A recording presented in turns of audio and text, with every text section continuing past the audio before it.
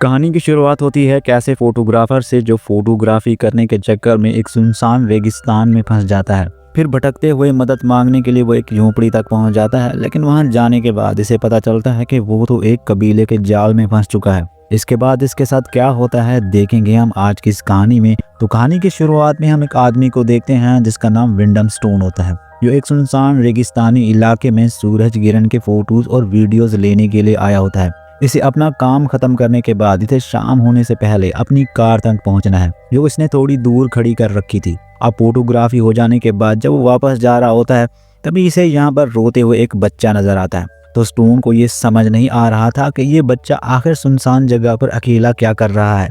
तो स्टोन के पूछने पर वो बताता है कि वो अपने माँ बाप को ढूंढ रहा है, जो इसे नहीं मिल रहा है। फिर वो बच्चा स्टोन को लेकर जिस तरफ इसके माँ बाप गए थे वहाँ स्टोन को ले जाने लगता है। तो स्टोन इस बच्चे को कहता है कि मेरी गाड़ी वहाँ खड़ी है जहाँ नेटवर्क भी है, तो तुम मेरे साथ आओ, वहाँ से हमें कोई मदद मिल सकती है। मगर वो बच्चा इसकी बात नहीं मानता और जाने लगता है। तो स्टोन भी इसके पीछे पीछे काफ़ी दूर चला जाता है, मगर फिर भी वो बच्चा इसकी बात नहीं मानता और वहाँ से चला जाता है।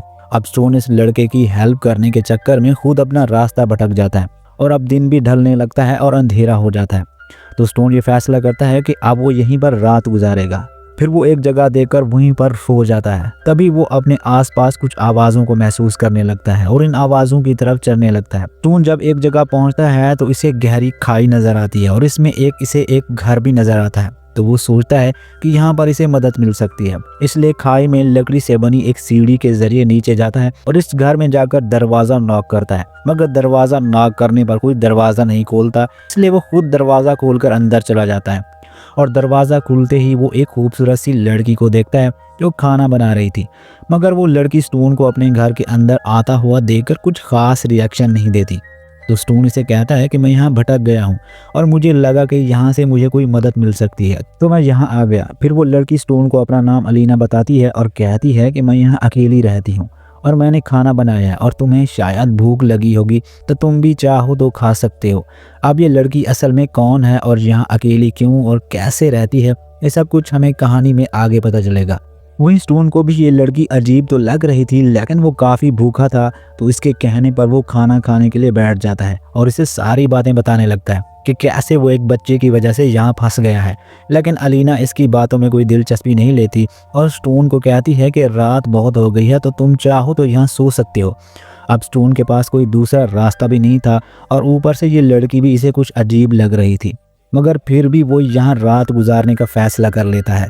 फिर अगली सुबह जब अलीना सोई हुई थी तो स्टोन उठकर वहाँ से जाने लगता है, लेकिन जब वो घर के बाहर निकलता है तो वो देखता है कि जिस सीढ़ी से वो नीचे आया था वो सीढ़ी अब वहाँ नहीं है और ये जगह काफ़ी गहराई में है और इसके चारों तरफ बड़े बड़े चट्टान और पहाड़ हैं और यहाँ से बाहर निकलने का कोई और रास्ता भी नहीं है। वहीं हम देखते हैं कि अलीना जाग गई है और कुछ काम कर रही है।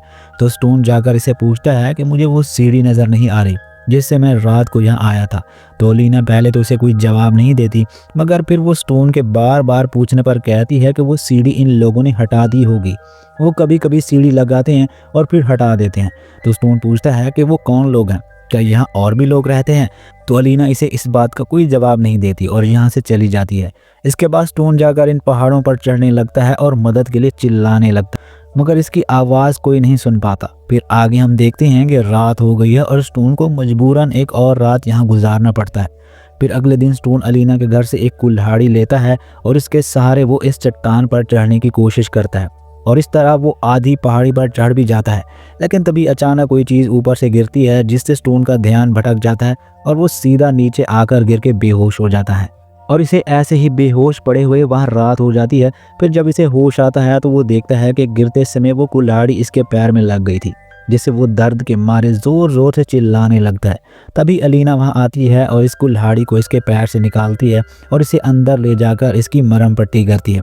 अब ऐसे ही स्टोन को वहाँ पर एक और रात भी बीत जाती है, जिसके बाद अगले दिन स्टोन उठकर गुस्से में आकर अलीना को बाहर लाता है और पूछता है कि तुम कौन हो और मुझे तुम ठीक से कुछ बताती क्यों नहीं हो, और वो लोग आखिर कौन हैं, क्या तुम लोगों ने मुझे यहाँ कैद करके रखा है, तुम लोगों को मुझसे क्या चाहिए बताओ। तो अलीना इसे कहती है कि तुम जख्मी हो मगर मैं यहाँ तुम्हारा ध्यान रख सकती हूँ, तुम्हें खाना और तुम्हारी सारी ज़रूरतें पूरी कर सकती हूँ, मगर स्टोन कहता है कि मुझे कुछ नहीं चाहिए, मुझे बस यहाँ से बाहर जाना है अपनी दुनिया में। इसी दौरान अलीना स्टोन के पास भी आती है, पर स्टोन इसे अपने से दूर कर देता है। फिर अलीना वापस अंदर चली जाती है। इसके बाद स्टोन अचानक देखता है कि चट्टान के ऊपर से 2 लड़के इसे आवाज़ दे रहे हैं। तो स्टोन इनको देखकर बहुत खुश हो जाता है और इन्हें कहता है कि मुझे कैसे भी करके बस यहाँ से बाहर निकालो। इसके बाद वो ऊपर से कहते हैं कि तुम यहाँ रुको, हम तुम्हारे लिए रस्सी लेकर आते हैं। ये कहकर वो रस्सी लाने चले जाते हैं। अब स्टोन बहुत खुश था क्योंकि इसे आज इतने दिनों के बाद यहाँ से बाहर निकलने की एक उम्मीद जो मिली है। फिर कुछ देर के बाद एक लड़का आकर एक रस्सी स्टोन की तरफ फेंकता है और उसे कहता है कि रस्सी कमर में कस कर बांध लो, हम तुम्हें ऊपर खींच लेंगे। तभी हम देखते हैं कि यहाँ एक नहीं बहुत सारे लड़के हैं और वो स्टोन को ऊपर खींचने लगते हैं, मगर वो लड़के बीच में ही अचानक रस्सी खींचना बंद कर देते हैं और फिर स्टोन को बीच में ही लटका कर वो रस्सी को हिलाना शुरू कर देते हैं और इसी के साथ खेलने लग जाते हैं। जिससे स्टोन ज़ोर ज़ोर से चिल्लाने लगता है और इन्हें ऐसा ना करने को कहता है, मगर वो नहीं रुकते, जिससे स्टोन चट्टान से बहुत ज़ोर से टकरा जाता है और चोट लगने की वजह से वो बेहोश हो जाता है। वहीं पर इतना शोर शराबा सुनकर अलीना बाहर आकर इन लड़कों को डांट कर स्टोन को छोड़ने को कहती है। फिर आगे हम रात का सीन देखते हैं, जहां अलीना के घर में स्टोन को जब होश आता है तो वो उठकर वहां से बाहर निकलकर जाने लगता है, लेकिन वो बुरी तरह जख्मी होने की वजह से ठीक से चल भी नहीं पा रहा था और कुछ कदम चलकर वो बाहर जाकर गिर जाता है। जिसके बाद अलीना इसके पास जाकर समझाती है कि तुम इतनी आसानी से यहाँ से बाहर नहीं निकल पाओगे, इसलिए बेहतर होगा कि अंदर आकर थोड़ा आराम कर लो। और ये लड़के कभी कभी मस्ती में ऐसा करते रहते हैं और तुम्हें शायद अपनी किस्मत को कबूल कर लेना चाहिए, क्योंकि अब तुम भी मेरी तरह यहाँ के बन चुके हो। फिर आगे हम देखते हैं कि स्टोन अब अलीना की बातें समझने लगता है और इसे लगने लगा था कि शायद वो यहाँ से अब कभी नहीं निकल पाएगा।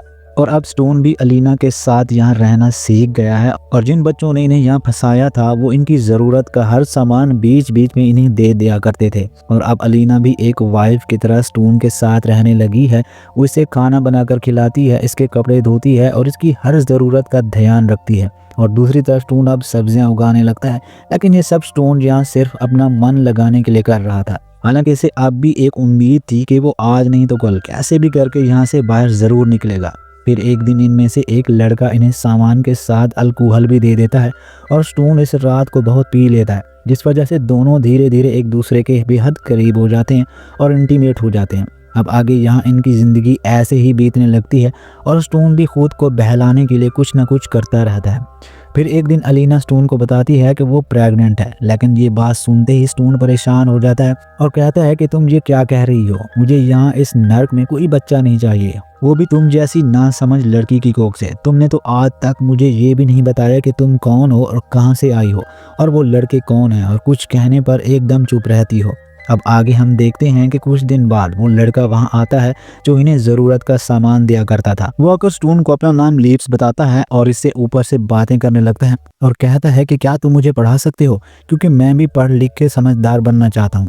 तो स्टोन कहता है कि हाँ क्यों नहीं, मगर यहाँ से मैं तुम्हें नहीं पढ़ा सकता। ऐसा करने के लिए तुम्हें पहले मुझे यहाँ से बाहर निकालना होगा और मेरे साथ इस लड़की को भी मदद चाहिए, क्योंकि ये प्रेग्नेंट है। अगर तुम हमें यहाँ से निकालोगे तो हम तीनों कहीं दूर जाकर एक परिवार की तरह रहेंगे और वहाँ तुम्हारी पढ़ाई भी होगी। अब ये सब स्टोन इस बच्चे को बहलाने के लिए बोल रहा था, जिसके बाद वो बच्चा कहता है कि ठीक है मैं तुम्हें बाहर निकालूंगा, मगर मैं ऐसा तभी कर पाऊंगा जब मेरे साथ यहाँ कोई ना हो या सब सो रहे हों। तभी अचानक से वहाँ एक बड़ा लड़का आ जाता है जिसने इनकी सारी बातें सुन ली थी और वो आकर इस बच्चे को लेकर चला जाता है। फिर इसके बाद हम अगले दिन सुबह का सीन देखते हैं कि जब अलीना घर से बाहर आती है तो आती ही वो चिल्लाने लगती है।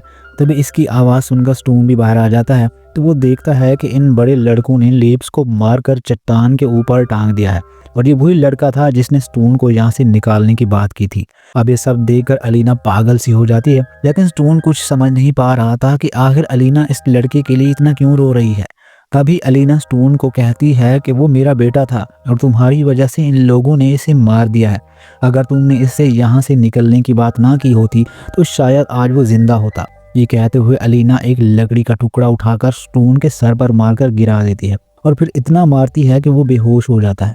इसके बाद हमें 2 महीने बाद का सीन दिखाया जाता है, जहाँ अलीना ने स्टोन को मारकर एक पिंजरे में कैद कर दिया था और अब भी वो इस पिंजरे में ही कैद है और अलीना इसे खाना और पानी देती है मगर बाहर नहीं निकालती और पिंजरे के अंदर रहते रहते अब स्टोन पागल सा होने लगा है।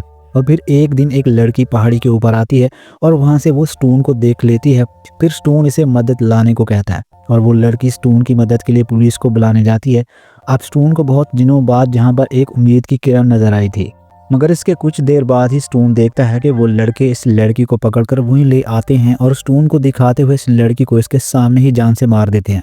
ये देखकर स्टोन बहुत गुस्सा हो जाता है और पिंजरे से निकलने की बहुत कोशिश करता है, लेकिन वो कुछ नहीं कर पाता और अब स्टोन को ऐसे ही पिंजरे में रहते हुए 9 महीने गुजर जाते हैं। फिर एक दिन स्टोन अलीना से कहता है कि प्लीज़ मुझे यहाँ से बाहर निकालो, मैंने डिसाइड कर लिया है कि अब मैं तुम्हारे साथ ही रहूँगा और तुम्हारे जितने भी बच्चे हैं मैं इन सभी का बाप बनूंगा और अब तुम्हारी डिलीवरी भी होने वाली है तो तुम्हें मेरी ज़रूरत पड़ेगी। मगर अलीना इसे कहती है कि मैं पहले भी ये खुद कर चुकी हूँ और अब भी खुद कर सकती हूँ। तो वो कहता है कि फिर मुझे यहाँ पर तुमने क्यों रखा है। जिसके बाद अलीना कहती है कि तुम यहाँ तब तक रहोगे जब तक ये बच्चा जन्म नहीं ले लेता। ये यहाँ का नियम है और इसके बाद क्या करना है ये भी हमें अच्छे से पता है। और फिर आखिरकार वो दिन आ जाता है जिसके बाद वो डिलीवरी में मदद लेने के लिए स्टोन को खोल देती है और इसे मदद करने को कहती है। मगर स्टोन अब इसकी मदद करने से साफ इनकार कर देता है और अलीना को इस हालत में छोड़कर वहाँ से जाने लगता है, क्योंकि इसे वो रस्सी की सीढ़ी वहाँ दिख गई थी जो आज इन लड़कों ने लगा कर रखी थी और वो लड़के भी ऊपर से ये सब कुछ देख रहे थे। अब स्टोन सीढ़ी की तरफ जा ही रहा था कि तभी इसे पीछे से बच्चे की रोने की आवाज़ आती है जो बिना इसकी मदद से ही पैदा हो गया था। अब स्टोन अपने बच्चे को देखकर रुक जाता है और इस बच्चे को अपनी गोद में लेकर प्यार करने लगता है और फिर अलीना बच्चा वापस मांगती है तो स्टोन बच्चा इसे दे देता है। ये बच्चा एक लड़की थी जिसे देखते ही अलीना कहती है कि मैं इसे खाना खिलाऊंगी, इसे बहुत सारी चीज़ें सिखाऊंगी और बहुत प्यार करूंगी और फिर एक दिन ये भी माँ बनेगी और फिर मेरे जीने का मकसद पूरा हो जाएगा जैसे तुम्हारा हो गया है। जिसके बाद अलीना स्टोन को बच्चे के लिए थैंक्स कहती है और तभी पीछे से एक लड़का आकर चाकू से स्टोन का गला काट देता है और फिर वो लड़का अलीना को कहता है कि माँ मैंने इसे अभी अंजाम तक पहुंचा दिया है। और अब कहानी के आखिर में ये बात साफ हो जाती है कि एक कबीला था जिसमें सारे लड़के अलीना के ही बच्चे या भाई थे और वो सब आपस में मिलकर स्टोन जैसे लड़कों को फंसाकर यहाँ कैद करके इनसे बच्चे पैदा करवाने के लिए इस्तेमाल किया करते थे। और इनका मकसद पूरा होने के बाद वो लोग इस लड़के को मार देते थे और इसी तरह से वो अपने कबीले को बढ़ाते रहते थे। और इसी के साथ ये कहानी यहीं पर ख़त्म हो जाती है। तो दोस्तों कहानी पसंद आई हो तो वीडियो को लाइक करके चैनल को सब्सक्राइब कर लेना और हम मिलते हैं आपसे एक और मज़ेदार कहानी के साथ।